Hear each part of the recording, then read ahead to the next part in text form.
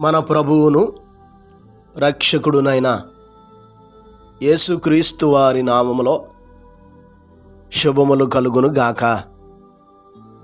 నేటి వాక్య ధ్యానము మార్కు సువార్త 2వ అధ్యాయము 11వ వచనం. పక్షవాయువు గలవానిని చూచి నీవు లేచి నీ పరుపెత్తుకొని ఇంటికి పొమ్మని నీతో చెప్పుచున్నానెను. ప్రియులారా, ఈ 2వ అధ్యాయం మొదటి 12 వచన భాగాలు మనం పరిశీలన చేస్తే ఈ లేఖన భాగంలో ఉన్న ఆత్మీయమైన సత్యాలను మనం ఆలోచన చేయాలి. మన వ్యక్తిగత క్రైస్తవ ఆధ్యాత్మిక జీవితంలో విశ్వాసం ఎంత ప్రధానమైనదో, ఎంత శ్రేష్టమైనదో ఈ లేఖన భాగం మనకు తెలియజేస్తూ ఉంది. మన కుటుంబాల్లో, మన సంఘంలో దేవుని పిల్లలుగా మన జీవితాల్లో మనం కలిగి ఉండవలసిన ఐక్యత, ప్రభువు మీద మనకు ఉండవలసిన విశ్వాసం, ఈ రెండు కలగలిపిన స్థితిలో ఉన్నప్పుడు మన జీవితాల్లో అద్భుతాలను, ఆశ్చర్య కార్యాలను పొందుకుంటాం. కపెర్నహూములో జరిగిన ఈ సన్నివేశం, పక్షవాయువు గలవాడు ఎన్నో ఏండ్ల నుండి ఆ వ్యాధితో బాధపడుతూ ఉన్నాడు. అతనికి విడుదల లేదు, స్వస్థత లేదు. ప్రభువారు తమ గ్రామానికి వచ్చాడనే సంగతి తెలుసుకొని ఒక 4 వ్యక్తులు అతన్ని మోసుకొని ప్రభువారి దగ్గరకు తీసుకొస్తారు. వారు వచ్చే సమయానికి ప్రభువారు ఉన్న ఇల్లంతా కొంచెం కూడా సందు లేకుండా విపరీతమైన జనం కూడి ఉంటారు. కానీ వారు నిరుత్సాహపడలేదు, తర్వాత ప్రయత్నిద్దాములని అనుకోలేదు, వెనుదిరిగిపోలేదు. వారిలో ప్రభువు మీద ఉన్నటువంటి అచంచలమైన విశ్వాసం, ఆ 4 ఉన్నటువంటి ఐక్యత, ఏకత్వం మనకి కనపడతా ఉంది. ఆ 4 తమ మనసులను దృఢనిశ్చయం చేసుకొని ఈ అవకాశం మరలా వస్తుందో రాదో, ప్రభువారు ఎంత సమీపంగా, ఎంత దగ్గరగా మరలా వస్తారో రారో, ఇదే మంచి తరుణం అనుకున్నారు. ఈ సమయం పోతే మరలా దొరకదు అనుకున్నారు. అందుకనే ఆ 4 ఏకీభవించి అతని ఆ పరుపు, ఆ మంచాన్ని కూడా తీసుకొని ఆ ఇంటి మీదకెక్కి ఇంటి పైకప్పు ఓడదీసి ప్రభువారు ఎక్కడైతే నిలబడి ఉన్నారో ప్రభువారు ముందు ఆ పక్షవాయువు గలవాన్ని దింపారు.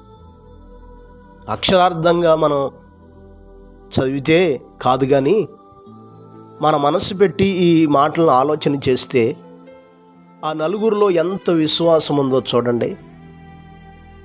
ఒకవేళ 4 ఒకళ్ళు లేక 2 బలహీనపడినా, వద్దులేని అనుకున్న ఆ కార్యం జరిగేది కాదు. ఒక వ్యక్తిని మంచంతో పాటు ఇంటి మీదకి ఎక్కటం, ఇంటి పైకప్పు ఓడదీయటం, ప్రభువారున్న స్థలంలో దించటం, ఇది సాధారణమైన చిన్న విషయమేమీ కాదు. వారిలో ఉన్న పట్టుదల, వారిలో ఉన్న ఏకత్వం, వారిలో ప్రభువు మీద ఉన్న అచంచలమైన విశ్వాసమే ఆ పక్షవాయువు గలవాడు బాగుపడటానికి, విడుదలను పొందటానికి దోహదపడింది. ప్రియులారా, ఈ మాటలను మన జీవితాల్లో కూడా మనం గమనించవలసినటువంటి వారమై ఉన్నాం. అక్కడ రాయబడింది, ఆ తీసుకొచ్చినటువంటి వారి యొక్క విశ్వాసమును చూచి ఆ వ్యక్తిని ప్రభువారు బాగు చేశారు. అతని పాపములు క్షమించారు, అతని పక్షవాయువు నుండి కూడా విడుదల కలుగు చేశారు. ఈ మాటలు వింటున్నటువంటి మన జీవితాల్లో మనం జ్ఞాపకం చేసుకోవాలి. మన కుటుంబంలో కావచ్చు, మన సంఘములో కావచ్చు, ఐక్యత కావాలి, పట్టుదల కావాలి, ప్రభువు మీద విశ్వాసం ఉంచే జీవితాలు కావాలి. ఈ 3 లక్షణాలు ఎవరిలో ఉంటాయో వారి వ్యక్తిగత జీవితంలో, వారి కుటుంబంలో, సంఘములో, సమాజంలో అద్భుతమైన కార్యాలను చవిచూస్తాం. ఈరోజు చాలామంది జీవితంలో పట్టుదల లేదు, ఏకత్వం, ఐక్యమత్యం లేదు. ఎలాగ దేవుని నామం మహింపరచబడుతుంది? మనలో ఏకత్వం లేకుండా దేవుని కార్యాలను ఎలాగ మనం అనుభవించగలుగుతాం? కనుక ఈ మాటలను యోచించేద్దాం. పట్టుదల, ఏకత్వం, ప్రభువు మీద అచంచలమైన విశ్వాసం ఎవరు కలిగి ఉంటారో వారి జీవితాల్లో ఉన్నతమైన కార్యాలు పొందుకుంటారు. కనుక ఈ మాటలు వింటున్నటువంటి మన జీవితాలను యోచన చేద్దాం, పరిశీలించుకుందాం. ఆయన్ని నమ్మేవారిని, ఆయన్ని విశ్వసించేవారిని ఆయన ఎన్నడూ సిగ్గుపడనివ్వడని ఈ లేఖన భాగం మనకు తెలియజేస్తుంది. కనుక ప్రభువు వారు నమ్మి గొప్ప కార్యాలను, అద్భుతమైన కార్యాలను మన జీవితాల్లో చవి చూద్దాం. అట్టి కృపలను దేవుడు మనకు దయచేయునుగాక. పరిశుద్ధుడైన మా దేవా, గొప్ప కాపరి, అపారమైన మీ ప్రేమను బట్టి, ఘనమైన మీ నామాన్ని బట్టి మీకు స్తుతులు, స్తోత్రాలు తెలియజేస్తున్నాం ప్రభా. ఈ ఉదయకాల సమయంలో మరొక మారు మీరు మాతో మాట్లాడుతూ వచ్చారు తండ్రి. నాయన, ఆ నలుగురు యొక్క విశ్వాసాన్ని చూచి నాయన మీరెంతగా ఆ పక్షవాయు గలవాన్ని బాగు చేశారో, విడుదల కలుగజేశారో, ఆ నలుగురు వ్యక్తుల్లో ఉన్న పట్టుదల, ఏకత్వం, అచంచలమైన విశ్వాసం ఈరోజు మా ప్రియులైన బిడ్డలందరికీ దయచేయమని ప్రార్థిస్తున్నాను తండ్రి. స్తోత్రాలు. ఈరోజంతా మీ సన్నిధిని తోడుగా ఉంచండి. మీ కృపలతో మీరు ఆవరింపచేసి, మీ సన్నిధి కాంతి ఉదయింపచేసి మీరే ప్రతి బిడ్డను నడిపించి మహిమ పొందుకొనమని యేసు నామమున అడిగి వేడుకొనుచున్నాము తండ్రి.